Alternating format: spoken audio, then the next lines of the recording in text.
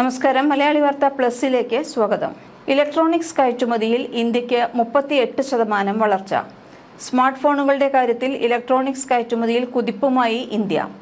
ഇന്ത്യയുടെ ഇലക്ട്രോണിക്സ് കയറ്റുമതി ഈ സാമ്പത്തിക വർഷം ഏപ്രിൽ-നവംബർ കാലയളവിൽ 38% വർദ്ധിച്ച് 3100 കോടിയിലെത്തി. അതായത് ഏകദേശം 2,78,000 കോടി രൂപ. സ്മാർട്ട് ഫോണുകളാണ് ഈ വളർച്ചയുടെ പ്രധാന കാരണം.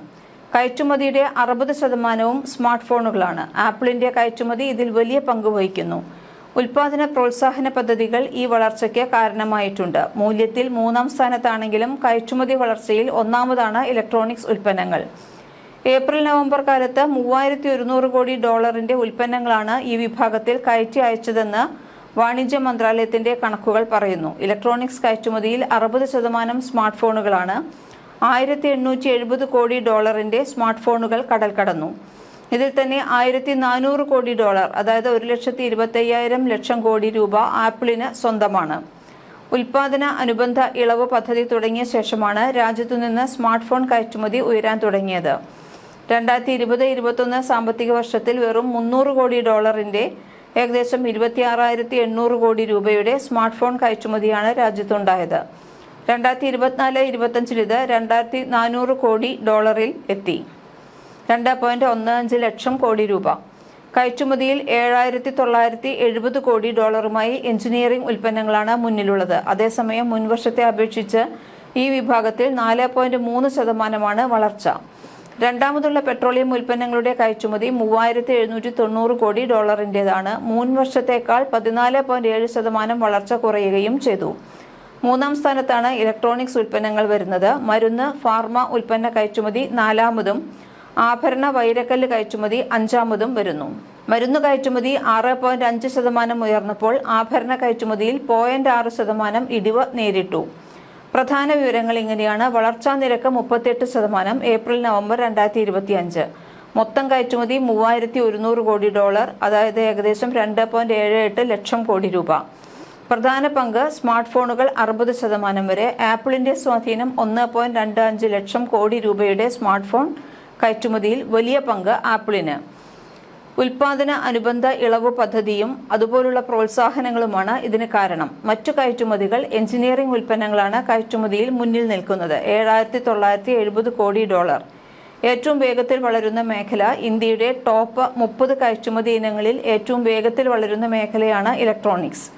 ഏപ്രിൽ-നവംബർ കാലയളവിൽ ഇലക്ട്രോണിക്സ് ഉൽപ്പന്ന കയറ്റുമതിയിൽ 38% വളർച്ചയാണ് ഇന്ത്യ നേടിയത്. ഇക്കാലയളവിൽ 3,100 കോടി ഡോളറിന്റെ 2.78 ലക്ഷം കോടി രൂപയുടെ ഉൽപ്പന്നങ്ങളാണ് ഈ വിഭാഗത്തിൽ കയറ്റി അയച്ചതെന്ന് വാണിജ്യ മന്ത്രാലയത്തിന്റെ കണക്കുകൾ പറയുന്നു. 3ാം സ്ഥാനത്താണെങ്കിലും കയറ്റുമതി വളർച്ചയിൽ ഒന്നാമതാണ് ഇലക്ട്രോണിക്സ് ഉൽപ്പന്നങ്ങൾ. ഇലക്ട്രോണിക്സ് കയറ്റുമതിയിൽ 60% വരെ സ്മാർട്ട് ഫോണുകളാണ്.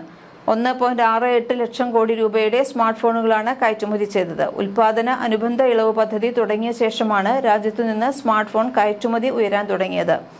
ഇതിൽ തന്നെ 1.25 ലക്ഷം കോടി രൂപ നേട്ടമാണ് ആപ്പിൾ സ്വന്തമാക്കിയത്. കയറ്റുമതിയിൽ 7,970 കോടി ഡോളറുമായി എഞ്ചിനീയറിംഗ് ഉൽപ്പന്നങ്ങളാണ് മുന്നിലുള്ളത്. ഇന്ത്യ നിർമ്മിത വാഹനങ്ങൾക്ക് വിദേശ രാജ്യങ്ങളിൽ പ്രിയമേറുന്നു എന്നുള്ളതാണ് മറ്റൊരു വാർത്ത. ഇന്ത്യയിൽ നിന്നുള്ള വാഹന കയറ്റുമതി സർവകാല റെക്കോർഡിലേക്ക് കുതിക്കുന്നതായാണ് റിപ്പോർട്ട്. വിദേശ കാർ നിർമ്മാതാക്കളാണ് ഇന്ത്യയിൽ നിന്ന് കാർ കയറ്റുമതി ചെയ്ത് വൻ വരുമാനം നേടുന്നത്. ചെലവ് വളരെ കുറവാണെന്നതാണ് ഇന്ത്യയെ കയറ്റുമതി ഹബ്ബാക്കാൻ ജപ്പാന്റെ മാരുതി സുസുക്കി, ദക്ഷിണ കൊറിയയുടെ കിയ, ജർമ്മൻ കമ്പനിയായ ഫോക്സ് വാഗൺ, സ്കോഡ തുടങ്ങിയ കമ്പനികളെ പ്രേരിപ്പിച്ചത്.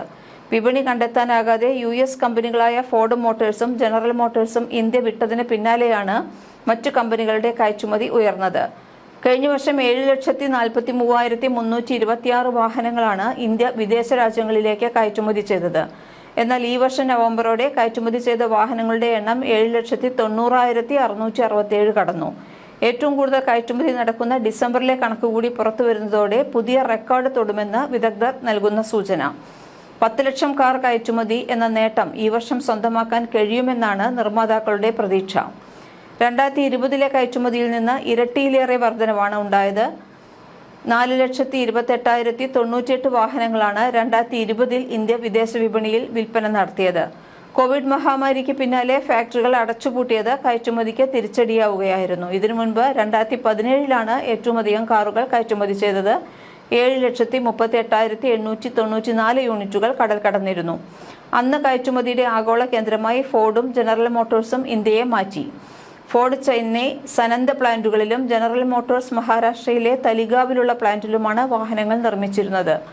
ആഭ്യന്തര വിപണി ശക്തമാകുകയും ലാറ്റിൻ അമേരിക്ക, ആഫ്രിക്ക മേഖലയുടെ ഡിമാൻഡ് ഇടിയുകയും ചെയ്ത 2018-19 വർഷങ്ങളിൽ കയറ്റുമതി കനത്ത ഇടിവ് നേരിട്ടു.